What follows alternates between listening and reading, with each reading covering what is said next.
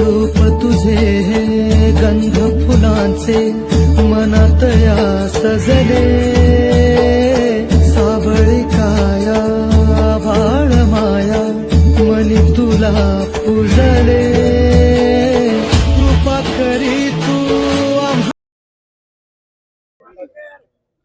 मंडळी रामकृष्ण हरी जगद्गुरु तुकाराम महाराज पालखी सोहळा 2026 16/3/41 अगदी भक्तिमय वातावरणामध्ये संपन्न होते.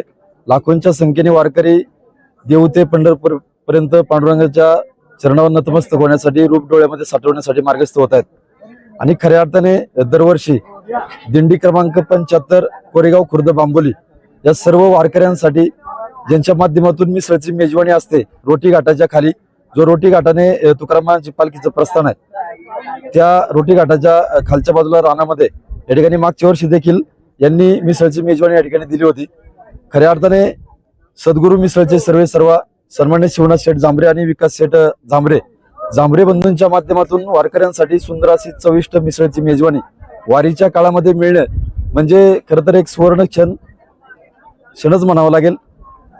खऱ्या अर्थाने यांच्या माध्यमातून दरवर्षी या ठिकाणी मिसळचं आयोजन केलं जातं. नक्कीच हे कौतुकास्पद आहे, कारण राजगुरुनगर चाकणवरून या ठिकाणी येऊन वारकऱ्यांसाठी मिसळची मेजवानी या ठिकाणी देत आहेत. आणि नक्कीच वारकरी देखील एक चांगल्या प्रकारे समाधानी असतात. एक सद्गुरू मिसळ ही खेड तालुक्यामध्ये पुणे जिल्ह्यामध्ये नावाजलेली आहे. अनेक शाखा त्यांच्या पुणे जिल्ह्यामध्ये आहेत. नक्कीच त्यांच्या माध्यमातून वारकऱ्यांची सेवा या ठिकाणी होते. नक्कीच मी पांडुरंग परमात्म्याचं एक विनंती करेन की विकास शेठ जांभरे असेल, चेअरमन आदरणीय शिवनाथ शेठ जांभरे असेल, यांची सद्गुरू मिसळच्या अनेक शाखा पुणे जिल्ह्यामध्ये हो. मंडळी सद्गुरू मिसळचे सर्व कोरेगाव खुर्द विद्युत विकास कार्यकारी सेवा संस्थेचे माजी चेअरमन, अनेक तालुक्यातील आदर्श उद्योजक शिवनाथ शेठ जांभरे आपल्या समेत आहे.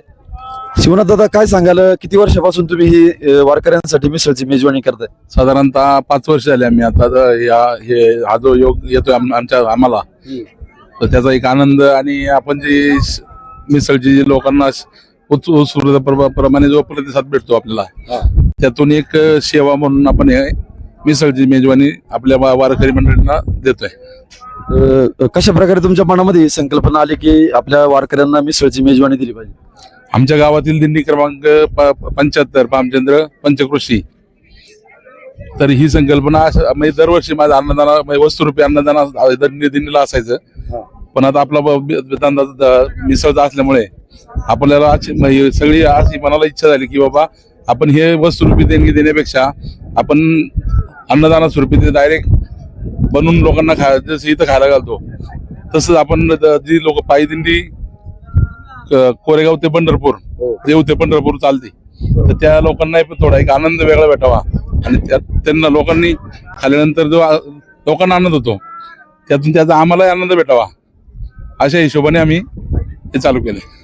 नक्कीच तुमची सद्गुरू मिसळ खाऊन या ठिकाणी सर्व वारकरी तृप्त झालेले आहेत.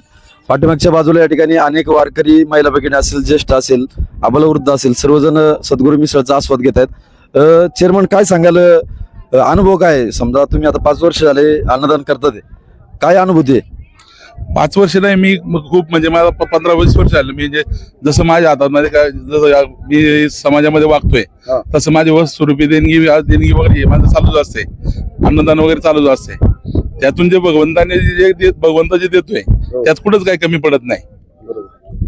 अशा हेतूने आपण अन्नदानाची सेवा करतोय. नक्कीच अन्नदान हे श्रेष्ठ दान म्हणलं जातं. त्यामुळं खऱ्या अर्थाने भगवंत परमात्मा पांडुरंग जांभरे परिवाराला कशाची आतापर्यंत कमी पडली नाही आणि इथून पुढेही पडणार नाही. नक्कीच तुमच्या सद्गुरू मिसळच्या अनेक शाखा मगाशी म्हटल्याप्रमाणे अनेक तुमच्या सद्गुरू मिसळची भरभराट हो आणि आपल्या मिसळ हॉटेलच्या माध्यमातून तालुक्यातील, पुणे जिल्ह्यातील सर्व मिसळ खवयांना आपली मिसळ चाखवायला मिळो अशा सदिच्छा शुभेच्छा देतो आणि पुढील तुम्हाला काळासाठी खूप खूप शुभेच्छा. रामकृष्ण हरी. धन्यवाद.